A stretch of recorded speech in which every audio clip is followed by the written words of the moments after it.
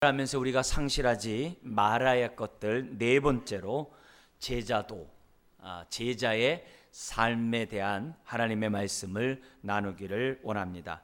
우리는 14장, 누가복음 14장을 통하여 우리가 신앙생활하면서 결코 상실하지 말아야 할 것들, 정말 핵심적인 것들, 우리가 이 붙잡고 나가야 될 그런 것들이 어떤 것인지를 주님 우리에게 알려주셨습니다. 1절부터 6절까지는 사랑, 그리고 14절까지는 겸손.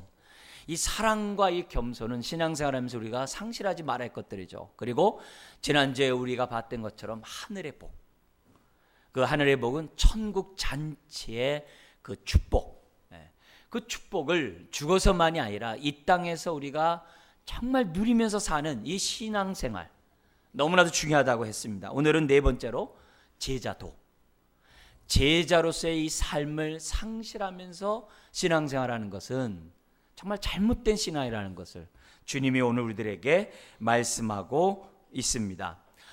식사 초대에 응했던, 바리새인의 식사 초대에 응했던 우리 주님이 식사가 끝나고 25절에 보니까, 오늘 말씀을 보니까 다시 예루살렘으로 향하여 올라가고 계십니다. 예수님이 예루살렘에 왜 올라가신 거예요? 십자가에 못 박혀 죽으시러. 지금 마지막 여정입니다. 십자가에 못 박혀 죽으시기 위하여 예루살렘을 올라가시는 길에 수많은 무리들이 예수님과 함께 했던 겁니다. 근데 우리 주님이 갑자기 돌아서서 제자들에게 오늘의 말씀하신 거예요. 오늘의 말씀의 내용을 보니까 제자도, 제자의 삶을, 나를 따라온 자들은 어떻게 신앙생활해야 되는지를 우리 주님이 말씀하신 것을 보면 예수님을 따르는 많은 사람들이 이런 생각을 갖고 있지 않았던 것 같아요. 아니면 앞에서도 제자도에 대한 누가복음 9장에 말씀하셨거든요. 그런 누가복음에 있는 그 말씀을 또다시 하지 않으면 안 되는 그런 상황이었기 때문에 예수님이 오늘 이 말씀을 하셨다라고 볼 수가 있습니다. 오늘 이 제자도의 핵심 내용은 이겁니다. 너희들이 나를 따라오려는데 생각 좀 하고 나를 따라와라. 나를 따라온다는 것이 어떤 것을 의미하는지를 너희들이 좀 생각 좀 하고 나를 따를 것을 예수님이 지금 많은 무리들에게 말씀하고 있습니다. 그래서 우선 먼저 우리 주님이 하신 말씀을 통해서 따랐던 이런 사람들 가운데 많은 사람들이 이와 같은 삶을 살지 않았다라고 볼 수 있습니다. 일종의 동상이몽이죠. 함께 예루살렘을 향해 사람들이 따라가고 있는데 심지어 제자들 가운데서는 어떤 제자들이 있어요? 우리가 예루살렘에 올라가면 하나님 나라가 이루어져서 우리 모두가 높은 자리에 앉게 될 것이다. 심지어 어떤 제자들은 자기들은 좌의정에 앉을 것이고 나는 우의정에 앉을 것이다. 이러면서 제자들끼리 서로 뭐냐면 누가 큰 자냐. 그런 제자들이 있었거든요. 그런 제자들에게 내가 예루살렘에 올라가는 것은 세상 영광을 얻고자 함이 아니라 하늘의 영광을 얻고자 합니다. 이런 사실을 깨닫도록 하기 위해서 오늘 말씀할 수도 있어요. 심지어는 하나님 나라가 임하면 이스라엘이 로마로부터 독립할 뿐만 아니라 이스라엘이 로마를 정복하고 세상을 정복할 것이라는 그런 기대에 부풀어서 예수님을 따라가는 사람들도 있어요. 그게 예수님 당시의 열심당이라고 얘기를 합니다. 셀로 땅 열심당이라고 그래요. 그래서 그들은 정치적인 이스라엘의 독립을 생각하면서 올라가는 사람들이 있어요. 예수님은 영적인 독립, 죄로부터의 그 독립으로 올라가는데 정치적인 독립으로 생각하면서 따라오는 사람들도 있었던 거예요. 심지어 예수님 12 제자들 가운데 어떤 제자들은 열심당이 아니었느냐 이렇게 얘기까지 해요. 뿐만이 아니라 하나님 나라가 임하면 이 세상에 하나님의 구원이 이루어지기 때문에 죽은 자들도 살아나고, 그래서 먼저 죽었던 내 자식들을 바라볼 수 있는 기대, 심지어 내 먼저 사랑하는 정말 부모님을 갖다가 다시 볼 수 있는 그런 소망, 이런 모습을 가지고 따라가는 사람들도 아마 개중에는 있었을 거예요. 심지어는 예수님이 많은 이적과 능력을 행하니까 병을 낫고자 쫓아가는 사람도 있었겠고, 많은 이적들을 또 어떻게 돼요? 보고 싶어하는 마음으로 따라가는 사람들도 있었을 거예요. 이런 사람들에게 그들의 생각을 정말 고치고 나를 따라오는 것이 어떤 것인지 다시 한번 재확인하기 위해서 오늘의 말씀을 하셨다라고 볼 수 있어요. 그렇기 때문에 오늘 이 메시지를 보면서 이미 누가복음 9장에서 하셨던 그 말씀, 나를 따라오는 자는 쟁길 잡고 뒤로 돌아오는 것이 합당하지 않다. 여우도 굴이 있고 공중의 새도 집이 있거늘 나는 머리 둘 곳이 없다. 이런 말씀도 하지 않았습니까? 그러니까 나를 따라오는 자들이 어떻게 해야 되느냐라는 그 말씀하셨던 예수님이 오늘 또다시 이런 말씀을 하셨던 것을 보면은 제자들이 자꾸 흘려듣는 것 같아요. 그리고 제자들이 정말 이와 같은 삶을 살고 있지 못하는 것 같아요. 그렇기 때문에 우리 주님은 다시 한번 이런 메시지를 통하여 제자들의 마음을 재무장하고 또 우리들의 정말 앞으로 신앙생활하면서 주님을 따라가며 사는 삶이 어떤 것인지 보다 더 이렇게 가르치기 위해서 오늘의 말씀을 했다라고 말씀드릴 수 있어요. 여러분, 오늘 이 말씀은 이 제자 되어가는 오늘 이 말씀은 어느 시대 어느 누구에게나 반드시 있어야 될 하나님의 가르침이에요. 오늘 우리가 교회가 갱신돼야 되고 교회가 세상에서 빛과 소금의 직분을 감당해야 되고 교회가 이 세상에 선한 영향력을 끼쳐야 된다. 성도들은 그거를 만나는 모든 사람들에게 하나님의 살아계심을 보여줘야 된다. 이런 말씀들을 많이 해요. 그런 삶을 살려면 오늘 말씀이 없으면 안 돼요. 오늘 말씀대로 살아가지 않으면 우리는 교인다울 수 없고 교회는 교회다울 수가 없어요. 다른 길이 없어요. 그렇기 때문에 오늘 이 메시지의 이런 메시지를 우리가 흘려듣는 것이 아니라 제자들처럼 사람들처럼 우리 마음 신비의 새기는 이 시간이 되어야 돼요. 세상에서도 제도와 법을 바뀐다고 세상이 새로워지는 게 아니다. 사람이 바뀌어야 된다. 이런 말을 해요. 여러분, 교회도 마찬가지. 내가 바뀌어야 돼. 내가 바뀌어야 내 삶이 변화가 있는 거고 복이 있는 거고 내 가정이, 내 교회가, 내 직장이, 내 이웃이 변할 수가 있는 거예요. 그런 삶을 살려고 한다면은 오늘 말씀대로 살아야 돼요. 또 더 나아가서 우리가 늘 하나님의 임재를 경험하고 싶고 응답을 받고 싶고 인도를 받고 싶고 하나님의 돌보심을 받고 싶다면 오늘 말씀 외에는 다른 길이 없어요. 저나 여러분들이 오늘 말씀에 따라 살아갈 때 하나님의 임재도 경험하고 하나님의 돌보심도 경험하고 하나님의 응답, 인도도 경험할 수 있어요. 그래서 오늘 이 말씀에 따라 내 신앙이 정말 올바로 제자의 삶을 살아가고 있는지 제대로 믿고 있는지 점검하는 귀한 말씀이 되어야 될 줄 믿습니다. 우리 주님이 돌아서서 제자들에게 제자도에 대한 말씀하셨는데 3번씩이나 강조하신 말씀이 있어요. 그게 뭡니까? 20절, 27절, 33절에 있는데 3번씩이나 반복하는 게 뭐예요? 능히 내 제자가 되지 못하리라. 능히 내 제자가 되지 못하리라. 그런 메시지를 우리 주님이 3번씩이나 강조함으로 제자들이 뭐라 그래요? 능히 너희들은 나를 따라오는 제자가 돼야 한다는 것을 얘기하는 거예요. 나를 따라오면 이렇게 살아야 한다는 거예요. 다른 길이 없다는 거예요. 그러니까 능히 이 메시지를 통해서 저와 여러분들이 어떻게 돼요? 능히 예수님을 따라가는 제자가 되기를 주의 이름으로 축원합니다. 우리는 능히 이런 제자가 돼야 돼요. 이런 믿는 사람이 돼야 돼요. 자, 그러면 어떻게 우리 주님이 이 3가지를 말씀하셨는데 잠깐 보도록 하겠습니다. 26절.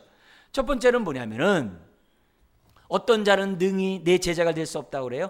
미워하지 아니하면. 무엇을 미워하지 않으면 제자가 될 수 없다고 그래요? 26절 다 같이 한번 읽겠습니다. 물은 내게 오는 자가 자기 부모와 자기 처자와 형제와 자매와 더욱이 자기 목숨까지 미워하지 아니하면 능히 내 제자가 되지 못하고. 여러분, 여기서 오해하지 말아야 될 게 있어요. 여기서 미워하다라는 이 단어는 우리 언어로 생각하면 진짜 미워하는 거예요. 이렇게 싫어하는 걸 말해요. 그러나 성경에서 말하는 미워하다라는 말은 우선순위에 관한 거예요. 우선순위에 관한 거예요. 오해하시면 안 돼요. 그 당시 언어로서 이 단어는 우선순위를 분명히 하라는 거예요. 우리가 제자의 삶을 살려고 한다면 우선순위를 분명히 하라. 우리 가정보다도, 내 사랑하는 사람들보다도, 내 목숨보다도 그들을 사랑하는 것보다 더 사랑해야 될, 우선적으로 사랑해야 될 대상이 있다는 거예요. 그게 뭐예요? 주님이라는 거예요. 우리가 살아가는 데 있어서 어떤 것들보다도 더 우선적으로 해야 될 것이 있다는 거예요. 그게 뭐냐? 주님을 따라가는 거예요. 그런 의미에서 미워하다라는 표현을 우리 주님이 쓰신 거예요. 여러분, 그렇다고 이 말을 오해하면 안 됩니다. 뭐냐면 가족 그냥 대충 대도 되나 보다. 부모를 공경하는 거 그냥 대충 해도 되나 보다. 그리고 내가 오로지 내가 주님만 높이고 주님만 사랑하고 내가 주님을 위해 살면 되지. 그런 의미가 아니에요. 우선순위라는 말은 가정을 소홀히 여기고 부모 공경하는 걸 소홀히 여기고 내 목숨을 갖다 하찮게, 그런 개념이 아니에요. 그런 개념이 아니에요. 만약에 부모를 공경하지 아니하고 하나님만 섬기면 그런 신앙을 예수님이 뭐라 그랬어요? 고르반 신앙이라 그래요. 우리나라 말 언어 유의를 해가지고 말한다면 골빈 신앙이라고 막 그래요. 우리들끼리. 그만큼 그건 신앙이 아니라는 거예요. 그건 신앙이 아니라는 거예요. 가정을 세우신 분이 우리 하나님이세요. 예수님이 십자가의 상에서도 자기 어머니를 자기 제자에게 맡긴 분이 예수님이세요. 교회를 세우더라도 가정 같은 교회를 세우기를 원하시는 분이 예수님이세요. 사도 바울은 자기 가족을 정말 섬기지 않는 사람은 불신자보다 더 악한 자라고 그랬어요. 그건 천국까지 못한다 이 말이에요. 그렇게 강력하게 얘기했음에도 불구하고 우리 주님이 그런 가정보다, 그런 가정을 미워하지 아니하면, 즉 우선순위를 했어요. 그런 말씀을 했다는 얘기는 26절의 말씀이 남다른 말씀이라는 거예요. 정말 귀를 열고 마음을 열고 우리가 올바로 들어야 될 중요한 말씀이라는 거예요. 가정을 사랑하고 누구보다도 사람들을 사랑했던 우리 주님이 그런 것들보다도 더 우선적으로 해야 될 일이 있는데, 그것이 주님을 따라가는 길이요, 그것이 주님을 더 다른 것보다 더 사랑하는 그런 것임을 우리 주님 우리들에게 말씀하고 있는 거예요. 여러분, 이 말씀을 우리가 이렇게 비유해서 생각하면 더 쉽죠. 전쟁이 나면 처자식, 사랑하는 처자식을 다 놓고 전쟁에 나가야 돼요. 그죠? 아주 전쟁과 같은 상황에서는 그렇게 해야 되겠죠. 또 우리가 위기 상황을 만나거나 어려운 일을 만나거나 암에 걸려보세요. 다 다른 거 다 제쳐놓고 그 일에 집중하죠. 그게 사람이에요. 그런 것처럼 오늘 우리가 살아가는 이 세상은 전쟁터와 같은 세상이라는 거예요. 전쟁터와 같은 세상이에요. 우리 눈에 보이지 않는다고 해서 영적 전쟁이 없는 게 아니거든요. 지금 영적 전쟁이 지금 벌어지고 있거든요. 공중의 권세 잡은 자가 사람들의 마음을 미혹해서 육신과 마음이 원하는 대로 살아가도록 사단이 지금 역사하고 있거든요. 그래서 사람들이 예수님을 믿노라 하면서도 세상과 다를 바가 없는 거예요. 주님을 따라간다라고 하면서 세상 가치관을 그냥 갖고 있는 거예요. 그래서 전쟁터가 사실 어떻게 돼요? 내 생각 안에서, 내 마음 안에서, 내 삶 안에서, 삶 속에서 지금 벌어지고 있어요. 오늘 나의 생각이 교회 밖과 교회 안에서의 차이를 느끼지 못한다고 한다면 이건 심각한 거예요. 왜? 그만큼 세속화됐기 때문에. 여러분, 지금 우리는 끊임없이 영적 전쟁을 하면서 하나님 나라를 세워가고 있어요. 영적 전쟁을 하면서 교회를 세워가고 있어요. 그런 의미에서 오늘 우리들이 신앙 생활하는 데 있어서는 깨어있으라 이 말이에요. 우선순위를 분명히 하면서 살라는 거예요. 지금 우리의 생각을 어둡게 하는 그런 영적인 공격들이 얼마나 많아요. 가장 대표적인 게 우리가 사는 세상은 어떤 세상이에요? 종교 다원주의 세상이에요. 그래서 전도하지 말라는 거예요. 그런데 막 법으로든지 제정할 거라고. 이런 세상에서 예수 그리스도만이 우리의 유일한 구원자요, 하나님의 아들이라고 우리가 전하지 않으면 안 되는 영적 전쟁의 삶을 살고 있어요. 그뿐만이 아니에요. 물질주의와 소비주의가 팽배한 이 세상 속에서 우리는 어떻게 돼요? 세파에 흘러가서 우리도 물질주의와 소비주의 속에서 우리가 내 인생을 떠맡기는 게 아니라 어떻게 하면은 검소하게, 어떻게 하면은 청지기로서 우리가 물질을 관리하며 살아야 되는지 싸워야 될 세상에 살고 있어요. 심지어는 상대주의 도덕주의 속에 살아가고 있잖아요. 내가 옳으면 옳은 거예요. 내가 좋으면 좋은 거예요. 내 감정이 기쁜 대로 하는 거예요. 삶의 의미는 내가 행복하면 삶의 의미가 있다라고 하는 이런 세상에 살고 있어요. 하나님의 선한 뜻 가운데 태어났다라는 생각을 안 해요. 내가 하는 것만 의미가 있고 내가 행복하면 오케이. 이런 세상 속에서 우리는 어떻게 해야 돼요? 오로지 하나님의 말씀에 순종하는 그 삶이 의미가 있다라고 싸워야 될 세상이에요. 그리고 나르시스 세상이잖아요. 자기를 얼마나 사랑하는지 몰라요. 자기를. 이런 세상 속에 살아가고 있는 우리들에게 서로 사랑하면서 서로 배려하고 서로 도와주는 삶이 하나님이 기뻐하는 삶이라는 것을 보여주면서 살아야 될 우리들의 삶이에요.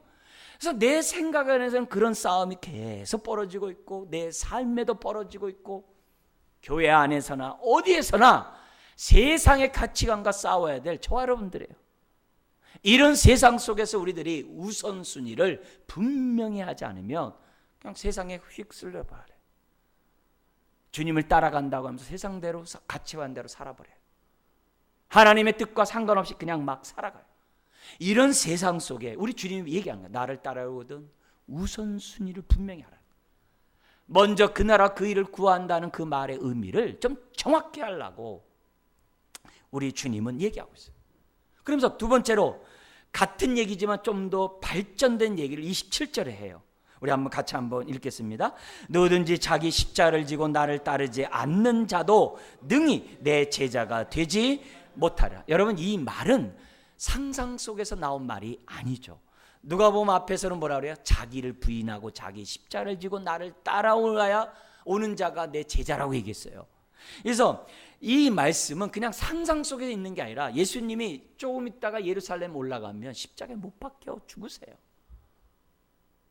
그리고 그 당시 주님을 따라오는 많은 사람들은 십자가의 형벌이 뭔지를 다 알고 있어요. 왜요? 로마가 그렇게 십자가에 못 박혀서 사람들이 보이는 곳에 딱 걸어놓거든요. 사람들.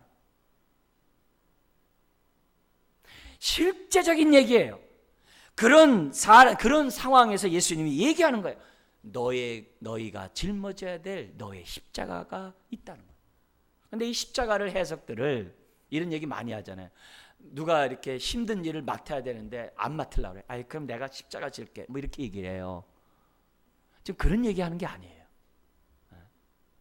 지금 이 공간복음에서 이 십자가를 진다는 단어, 이 말씀이 6번 나오는데 그 6번 나오는 내용이 뭐냐면, 핵심 얘기는 뭐냐면 배척받음, 거절당함, 무시당함, 사람들에게 소리 여김을 받음. 그게 십자가예요. 자기 십자가의 주된 핵심은 예수님이 세상으로부터 배척받은 것처럼, 멸시천대 받은 것처럼, 무시당한 것처럼 우리의 삶이 어떻게 돼요? 복음과 함께 살다 보면, 야, 너 왜 이렇게 외골수냐? 복음과 함께 살면 너 왜 융통성이 없냐? 복음과 함께 살면 너 왜 이렇게 광신도냐? 너 예수 믿으라고 얘기하면 사람들이 아주 콧방귀 낀다고. 그럼 어떻게 돼? 내가 비싼 밥 먹고 왜 콧방귀 낌을 당해? 그래서 전도를 안 하거든. 내가 예수 믿으면서 왜 다른 사람 싫은 소리 욕 먹으면서 살아? 복음을 전하지 않거든요. 배척받고 거절받는 거 싫어하거든요. 인정받고 존경받기를 원하지. 누가 저하겠어요? 근데 예수님이 여기서 하시는 얘기는 너희들이 나와 함께 살고 예수 믿으라 하면 사람들이 너를 싫어할 거다. 환영하지 않을 거다. 그럼에도 불구하고 나를 따라오겠느냐? 그 얘기예요. 그럼에도 불구하고 나와 함께 하나님 나라를 세우고 그리스도의 몸된 교회를 세우는데 너 헌신하겠느냐? 그 얘기를 하는 거예요. 예수님이 만약에 십자가를 지지 않으면 어떻게 됐어요? 저와 여러분들 구원받지 못해요. 예수님이 배척받음에도 불구하고 십자가를 지셨기에 구원을 받은 거예요. 그 얘기예요. 너 다른 사람이 너를 거절한다고 너 복음 전하는 거 안 할래? 다른 사람이 너를 예수 믿는다고 너를 갖다가 무시한다고 너 그 사람을 죽도록 내버려둘 거야? 그런 얘기 아니라는 거예요. 그럼에도 불구하고 주님이 전하셨던 그 복음을 너도 전하겠냐. 하나님의 뜻을 이루기 위해 예수님이 지셨던 그 십자가를 너도 지겠냐. 그런 메시지를 우리 주님이 하고 있는 거야. 그렇지 않으면 너는 내 제자가 될 수 없다. 나를 따르는 자라고 말할 수 없다. 입술로 네가 나를 주라고 했는데 그거 말로만 하는 거다. 그런 얘기를 지금 하고 있는 거예요. 그러면서 나를 따르려면 좀 생각 좀 해보라는 거예요. 생각 좀 해보라는 거예요. 그 얘기를 두 가지 비유로 말씀하고 있습니다. 그게 28절에서 32절에 두 가지 비유가 뭐냐면 집을 지으려면은 계산을 하고 집을 지어야 될 거 아니야. 기초만 닦다가 돈이 없다고 집을 못 지면 그게 뭐냐 이게. 집을 지으려면 계산을 해야 되지 않냐. 망대를 세우려면 계산하지 않냐. 또 하나 전쟁을 하려면 지금 상대방이 얼마나 전력이 강한지를 볼 거 아니냐 이게. 우리는 10,000명밖에 없는데 상대방이 20,000명이면 전쟁이 되면 되겠냐 이게. 거의 그냥 몰살당하지. 그러면 화친을 청하든 뭔가 할 거 아니겠어요? 그죠? 우리나라에 지금 연말연시 때 정말 끔찍하잖아요. 그죠? 미국에서 북한을 선제 공격한다고 막 그런 일. 얼마나 끔찍해요. 근데 우리는 태연하지만 얼마나 끔찍해요. 근데 하나님의 정말 은혜 가운데 88년도 올림픽 때문에 우리나라가 이렇게 민주화의 어떤 막 그런 역할이 있는 것처럼 이 동계올림픽이라는 이런 것 때문에 그 화해의 분위기가 있고 정말 이런 요게 없었으면 우리나라가 어떻게 될 뻔했어요. 지금 보면은. 그러니까 이런 상황에서 정말 여러 가지 쉽지 않은 그런 모습들이 참 있을 수밖에 없는. 그러니까 전쟁하려면 이런 상황들이 다 있단 말이에요. 그러니까 우리가 살 길을 우리가 얻어야 되지 않겠어요? 그래야 전쟁 없는 세상 속에서 우리가 살아야 되는 거 아니겠어요? 그 당연한 거 아니에요? 그런 것처럼 너희들이 나를 따라오려고 한다면 생각 좀 하라는 거예요. 그게 지금 27절에서 32절에 설명해요. 자, 근데 이 말씀을 반대로 예수님의 입장에서 오늘 본문을 생각해 보자 이게. 반대로 예수님은 이 땅에 왜 오셨어요? 집을 세우기 위해서 오셨어요. 어떤 집이요? 그리스도의 몸된 교회를 세우고 하나님의 집을 세우기 위해서 오셨어요. 그리고 이 땅에 왜 오셨어요? 원사탄 마귀를 정말 멸하기 위하여 십자가에 못 박아 죽으심으로 그의 모든 사망, 죄와 사망 권세를 파하기 위해서 오신 분이에요. 즉 사령관으로 오신 분이에요. 전쟁하러 오신 분이에요. 자, 그러면 예수님의 입장에서 한번 보세요. 예수님이 지금 교회를 세우려고 해요. 자, 그런데 예수님이 교회를 세우려고 하는데 어떤 사람을 세우겠어요? 오늘 이 말씀에 따라 제자도의 삶을 살려고 하는 사람을 통해 교회를 세우겠지. 세상이 좋고 세상의 영광을 얻고자 하는 사람을 통해서 교회를 세우고자 하겠어요? 그건 합당한 하나님의 제자가 아니죠. 전쟁을 하는데 이 땅의 영광만 얻고자 하는 그런 사람을 군인으로 내보내겠어요? 아니겠죠. 하나님의 나라를 무장한 그 사람을 통해서 사탄의 나라를 대항하도록 하나님이 그 사람을 군인으로 세우겠죠. 주님의 입장에서 보면은 우리 하나님은 교회를 세우는 데서 저와 여러분들을 불렀어요. 근데 저와 여러분들이 교회에 합당한 재료가 되냐 이게요. 그리고 저와 여러분들을 군인으로 불렀어요. 군인으로 합당한 군사로 지금 살아가고 있냐 이게요. 주님의 입장에서 보면 나는 세상에 교회를 세우고 하나님 나라를 이루기 위해서 왔는데 나와 함께 동역할 자가 누구냐 이거예요. 동역할 자는 다른 사람이 아니라 바로 우선순위가 분명하고, 동역할 자는 다른 자가 아니라 사람들이 배척하더라도 나와 함께 하나님 나라를 세워가는 사람이 아니냐, 이게 그 얘기를 지금 하고 있는 거예요. 그런 의미에서 오늘 나의 신앙의 모습을 보라, 이게. 우리가 제자의 삶을 살아가는 데 있어서 오늘 본문만이 아니라 다른 제자도에 관한 말씀을 종합해 보면은 우리가 제자도의 삶을 살아가는 사람들이 항상 기본적으로 조심해야 될 세 가지가 있어요. 요약을 해보면 세 가지가 있어요. 그 세 가지가 뭐냐면은 하나는 이거예요. 첫째가 뭐냐면 생각 없이 주님을 따라가는 거. 다시 말하면 뭐냐면 습관적으로 종교적으로 신앙생활하는 모습. 그건 정말 경계를 해야 될 내용이라는 거예요. 하나님이 나를 왜 구원했는지, 왜 나를 부르셨는지, 나에게 왜 성령을 주셨는지 생각을 안 해. 그냥 자기 유익만을 위해서 종교적으로 신앙생활하는 그런 신앙을 조심하라고 해요. 그건 제자의 모습이 아니라는 거예요. 두 번째가 뭐냐면 자기 중심의 신앙생활. 남이 어떻든 뭐 하든 나만 은혜 받으면 돼. 나만 잘 되면 돼. 나만 성공하면 돼. 나만 유익하면 돼. 네. 그래가지고 이 사람들은 뭐냐면 중보 기도를 안 해요. 남을 위해 기도를 안 해요. 자기 일만 기도를 해요. 그건 제자의 모습이 아니라는 거예요. 먼저 하나님 나라와 그 의를 위하여 기도하는 모습이 없는 거예요. 지체들의 유익과 덕을 위한 세우고자 하는 그 중보 기도가 없어요. 그러니까 뭐가 없어요? 섬김이 없죠. 그래서 이 자기 중심의 이 신앙은 조심하라고. 자기를 위해 열심히 기도를 해요. 뭐 100일 기도도 하고 막 40일 철야 기도도 열심히 해요. 근데 자기만을 위해. 이건 제자의 모습이 아니라는 거예요. 세 번째, 조심해야 될 게 뭐냐면 대가 없이 헌신 없이 신앙생활하는 거. 이거 정말 조심해야 하는 거예요. 대가 없이, 정말 희생 없이. 우리가 하나님의 은혜를 받은 사람들이라면은 그 은혜가 감사해서 어떻게 하면 이 몸을 주님의 그 은혜에 정말 보답하는 합당한 삶을 살아갈 수 있을까 하면서 내 삶을 드리게 됐어요. 그러면 그 사람이 받은 은혜는 값비싼 은혜가 되는 거예요. 근데 반대로 은혜를 받았음에도 불구하고 그냥 하나님의 뜻 상관없어요. 은혜를 받았음에도 불구하고 그냥 내 마음 내 뜻대로 이 땅에서 천년만년 살 것처럼 그냥 이 땅에서 그냥 움켜잡으면서 살고자 해요. 그러면 그 사람이 받은 은혜는 어떤 은혜가 되는 거예요? 값싼 은혜가 되는 거예요. 그래서 우리가 주님을 따라가면서 신앙생활하면서 우리가 세 번째 조심해야 될 것이 다른 게 아니에요. 대가 지불 없이 헌신 없이 신앙생활하는 거예요. 여러분, 부모가 자녀를 키울 때도 얼마나 대가를 지불하고 얼마나 헌신을 하고 얼마나 희생을 합니까? 얼마나 피눈물을 흘립니까? 에? 하물며 하나님의 나라를 세워가는 데 있어서 우리들의 대가 헌신이 없이 되겠냐. 일신상의 안위를 구하고 일신상의 편안을 구하고 자기 유익만을 구하는 것이 어찌 예수 믿는 사람이냐 이게. 그래서 제자도에서 이 세 가지는 굉장히 우리가 경계해야 될 암세포와 같은 거예요. 이런 모습을 갖고 있으면 안 돼요.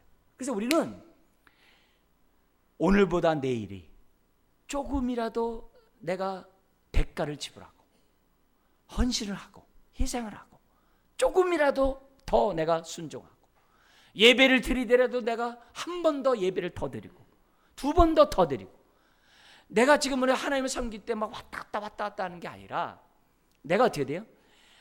하나님을 섬기는 그 지평을 조금씩 넓혀가는 것이 제자의 삶이라는 거예요. 막 왔다 갔다 했다 안 했다 이런 게 아니라 지속적으로 넓혀가는 것이 제자의 삶이라는 거예요. 주님을 따라가는 삶은 했다 안 했다 그게 아니에요. 왜요? 병사이기 때문에. 군인은 모집한 자를 기쁘게 해야지 자기 유익을 구하는 게 아니거든요. 그런 의미에서 제자의 삶을 살아가는 사람들은 오늘 26절처럼 우선순위가 분명해야 되고 27절처럼 그런 삶이 남이 인정하지 않고 배척하더라도 가자는 거예요. 그게 제자라는 거예요. 그게 우리 주님이 나를 따라오는 자들에게 원하는 메시지예요. 그러면서 결론을 얘기합니다. 33절에 같이 한번 읽겠습니다. 이와 같이 너희 중에 누구든지 자기의 모든 소유를 버리지 아니하면 능히 내 제자가 되지 못하라. 여기 보니까 앞에 얘기를 갖다가 총괄해서 여기서 뭐라 하냐면 모든 소유라는 말로 딱 바꿔보셨어요. 이 말은 무슨 말이에요? 왜 갑자기 모든 소유를, 여기 소유는 꼭 물질만 얘기하는 게 아니에요.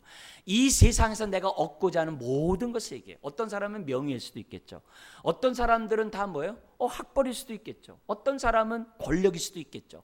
어떤 사람은 자기 취미일 수도 있겠죠. 어떤 사람은 뭐 자기가 원하는 그 뭐 어떤 이상일 수 있겠죠. 그 모든 걸 얘기해요. 그 모든 것을 뭐 하지 아니하면요, 버리지 아니하면 능히 내 제자가 될 수 없다는 거예요. 여기 버리지 아니하면을 갖다가 오해하면 안 돼요. 예를 들어서 우리가 이 버리다는 얘기에서 무소유의 삶을 살아야 되겠다, 그런 얘기하는 게 아니에요. 여기서 버리다라는 개념은 뭐냐면은 그 의미 속에 이런 뜻이 있어요. 모든 것이 주께로부터 왔음에 주께로 돌아가니 내가 갖고 있는 이 모든 것 하나님이 기뻐하는 뜻대로 사용되리라. 그걸 우린 다른 말로 하면은 청지기 의식이라고 그래요.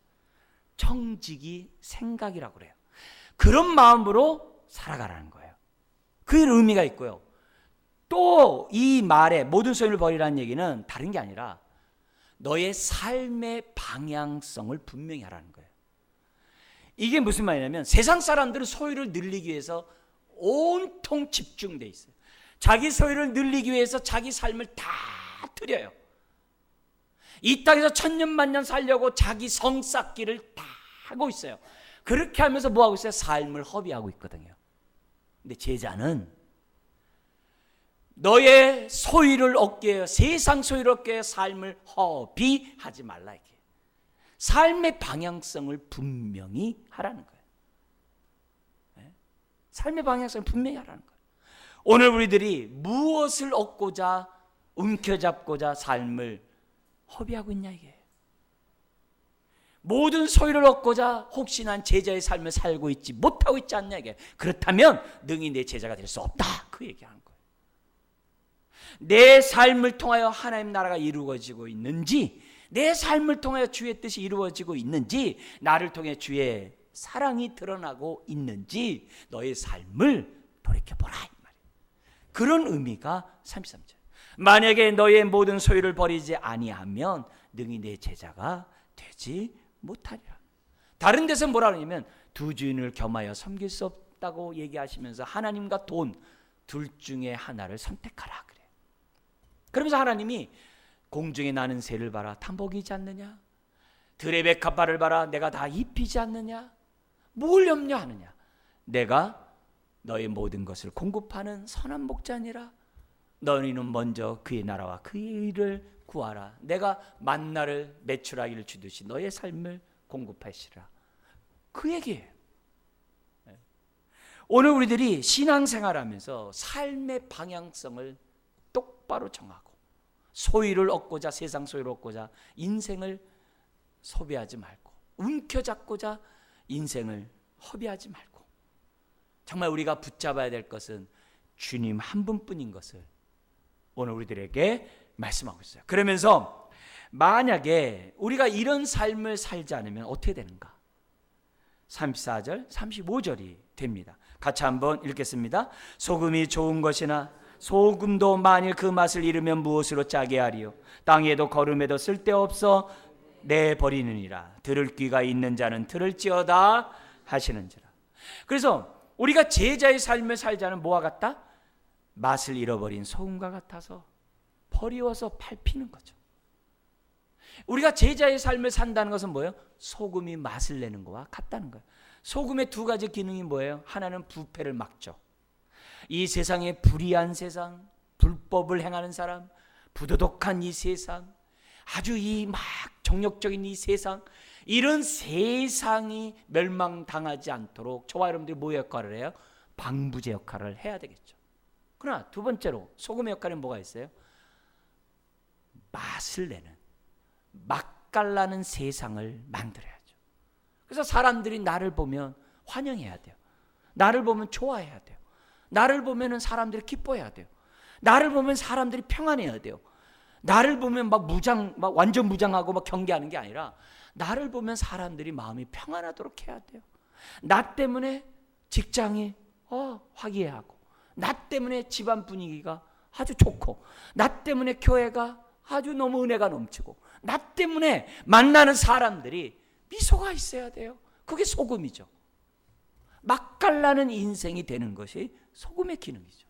오늘 우리들이 제자의 삶을 살아가면 소금이 맛을 내는 것과 같을 것이지만, 소금의 맛을 잃어버리면, 제자의 삶을 살지 않으면 세상에 아무 유익이 없다는 거예요.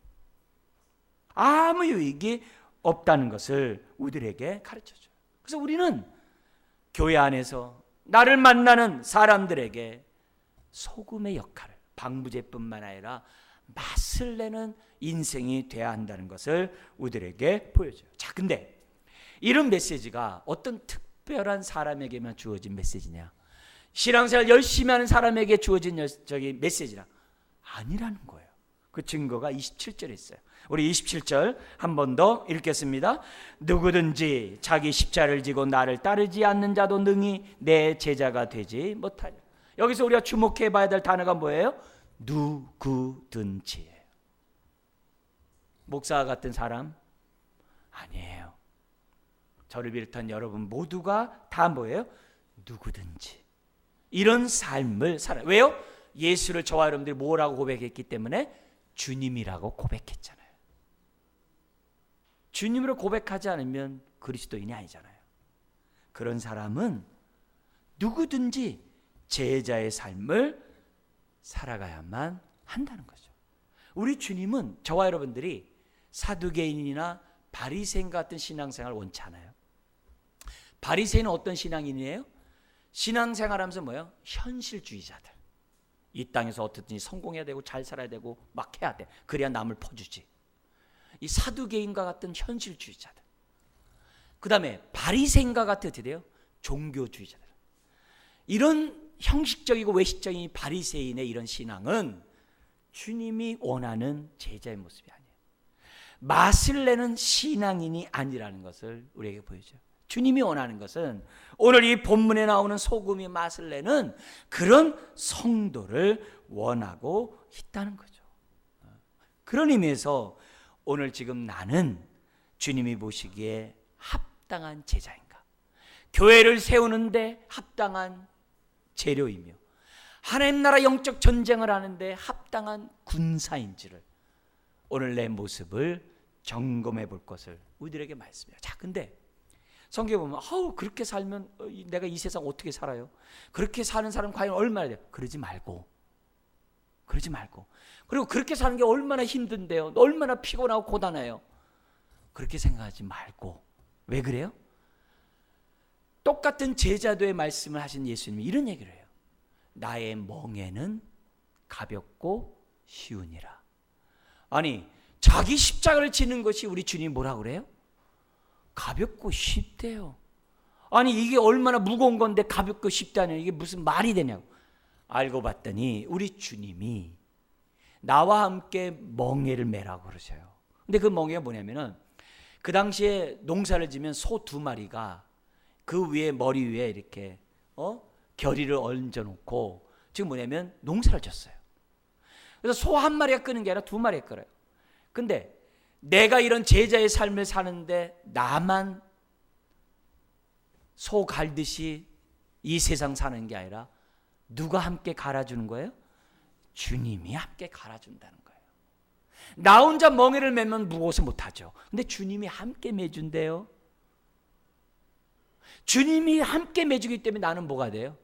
오히려 멍에를 매는 게 감사하고, 오히려 기쁘고, 오히려 어떻게 돼요? 힘이 나요. 그래서 어떻게 돼요? 무거운 게 무거운 줄을 몰라요. 힘든 게 힘든 줄을 몰라요. 왜? 주님이 함께 하니까. 여러분도 그러잖아요. 그렇게 남들 볼 때 그렇게 힘들고 어려운 일을 막 하고 있는데 어떻게 그걸 해요? 글쎄요, 즐거우니까 그냥 금방 지나가던데요. 이런 사람들 있잖아요. 하나님이 그렇게 해주겠다는, 바로 그것이 뭐예요? 하나님의 임재를 경험하는 것이요, 인도를 경험하는 것이요, 하나님의 응답을 경험하는 것이요, 하나님이 주시는 복을 누리는 경험이라는 거예요. 제자도의 삶, 하나님이 외롭게 쓸쓸히 혼자 밭 갈게 하지 않아요. 함께 밭을 갈게 하세요.